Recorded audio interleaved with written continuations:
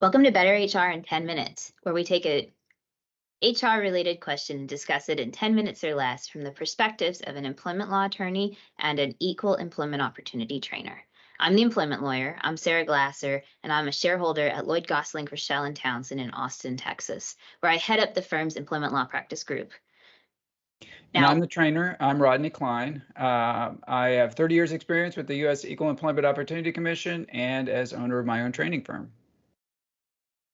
so keep in mind that what Rodney and I talk about today is general information and not legal advice. There is no substitute for an attorney who you have hired to represent you.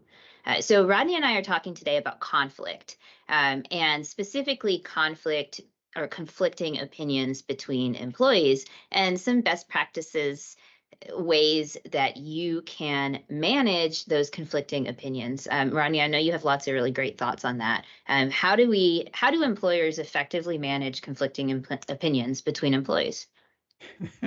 Yeah, we don't agree on things. I mean, I think that's just kind of standard. We always act sort of surprised that we don't agree on things, but you won't find two people in the world that agree on everything.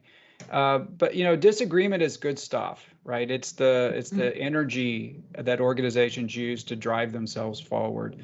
Uh, Disagreements about how we achieve a certain goal or how we achieve a certain task. I pitch an idea, you don't like it all the way, you pitch your own, we keep working off each other, we come up with the best agreement. Those kind of disagreements are extremely productive. They start becoming unproductive when that disagreement between us becomes personal, right? So now it's not necessarily about coming up with the best idea, it's about winning. I'm going to get my idea in, or maybe I'm going to keep you from getting your idea in.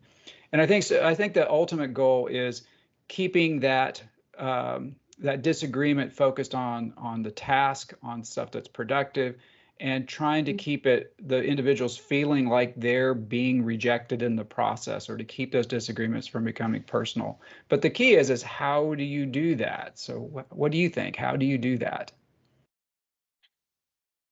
Well, I think you have to start by all the way at the beginning with your organization's culture. Mhm. And if we have a culture where we tolerate disrespect or personal attacks on other people, then once that culture is created or developed, it becomes difficult to hold people accountable for that type of behavior. So it's probably a little bit cliched to say, but it starts at the top or it starts at the beginning. And we have an obligation or a responsibility to make sure that we have a culture where it is okay for people to disagree.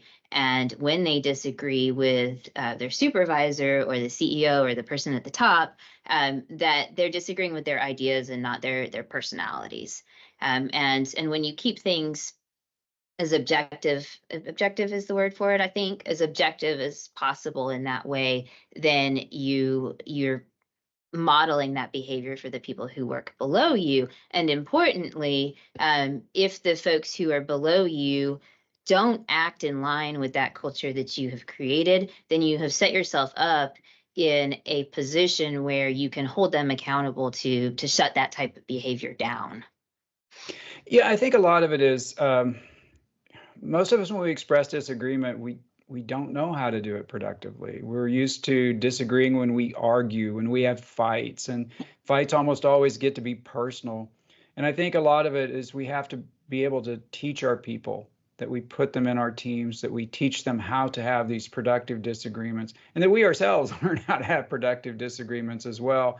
And that there are just little tricks and techniques that we can do to disagree with one another in a respectful way without you feeling like I'm rejecting you as an individual, without me feeling like the same thing, that we're able to concentrate on what we do agree on, that we're able to ask each other questions. And I think that's kind of understated, undervalued, that we be able to ask questions as a way of getting to the best answer instead of just making big declarative statements. But I think that we're on the same page with that, and that we have to be able to create a culture in which we can teach our people to do that the right way.